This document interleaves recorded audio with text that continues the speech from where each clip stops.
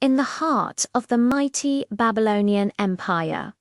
A man named Daniel lived as an exile far from his home in Jerusalem. Despite being surrounded by foreign customs and powerful rulers, Daniel's heart remained steadfast. He never forgot his identity, and more importantly, he never forgot his God. Daniel served in the courts of kings, not out of personal ambition, but from a deep sense of faithfulness.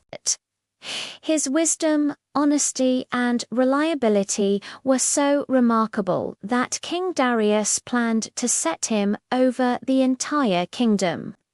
This, however, ignited a fire of jealousy among the other high officials.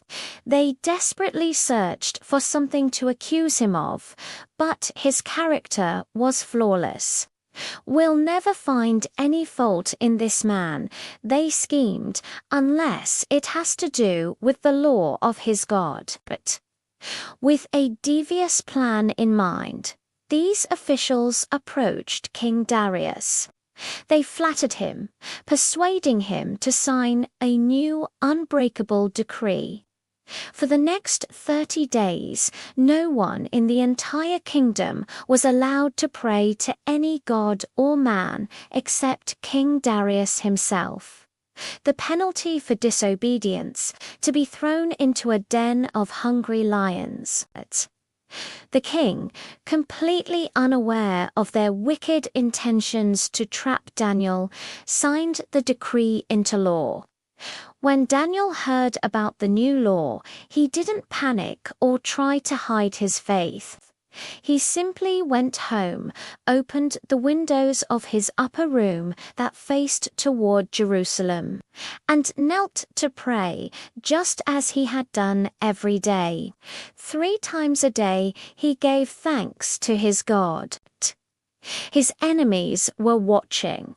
They caught him in the act and rushed to the king to report him. King Darius was heartbroken. He realized he had been tricked. He spent the entire day trying to find a legal loophole, any way to save Daniel, but the law of the Medes and Persians was absolute. It could not be changed. As the sun began to set, Daniel was led to the lion's den. The king, full of regret, said to him, "May your God, whom you serve so faithfully, rescue you." A heavy stone was rolled over the mouth of the den, and the king's seal was pressed upon it, making it official. That night was one of the longest of the king's life. He couldn't eat or sleep. He paced his chambers, anxiously waiting for morning, hoping against hope for a miracle. Down in the darkness of the den, surrounded by powerful lions, Daniel was at peace. God had sent an angel to be with him, to shut the mouths of the hungry beasts. Not a single one touched him. Instead of terror, a profound sense of calm filled the den. At the very first light of dawn, the king hurried to the den. His voice trembled as he called out, "Daniel, servant of the living God. Has your God, whom you serve continually, been able to rescue you from the lions?" A voice answered from within the den, calm and clear, "O King, live forever. My God sent his angel, and he shut the lions' mouths. They have not hurt me, because I was found innocent in his sight." Overjoyed, the king commanded that Daniel be lifted out immediately. When he was brought out, there wasn't a single scratch on him. His faith had protected him. The king then turned his attention to the men who had plotted against Daniel. Justice was served, and they faced the very fate they had planned for an innocent man. King Darius then issued a new decree to every nation and people under his rule. I command that in all my kingdom people must fear and revere the God of Daniel, for he is the living God, and he endures forever. His kingdom will not be destroyed, his dominion will never end. He rescues and he saves. He performs signs and wonders in the heavens and on the earth. He has rescued Daniel from the power of the lions. From that day on, Daniel continued to prosper, serving faithfully for the rest of his life.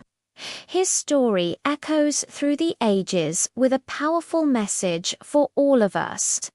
It teaches us that faith doesn't always shield us from danger, but God's presence in the midst of that danger can remove all our fear.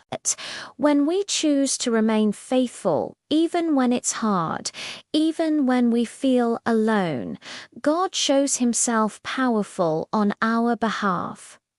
Daniel's courage wasn't about being fearless. It was about trusting God more than he feared the lions.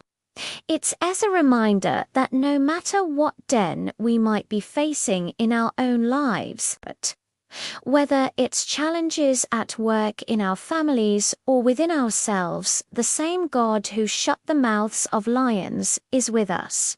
He is our rescuer, our protector, and our ever-present help in times of trouble. So let's take a page from Daniel's book. Let's cultivate a faith that is consistent, a courage that is rooted in trust, and a life that points others to the goodness and power of God. Because when we stand for what is right, we never stand alone. Thank you for watching. If this story encouraged you, please like, share, and subscribe for more content that inspires faith and courage. See you next time.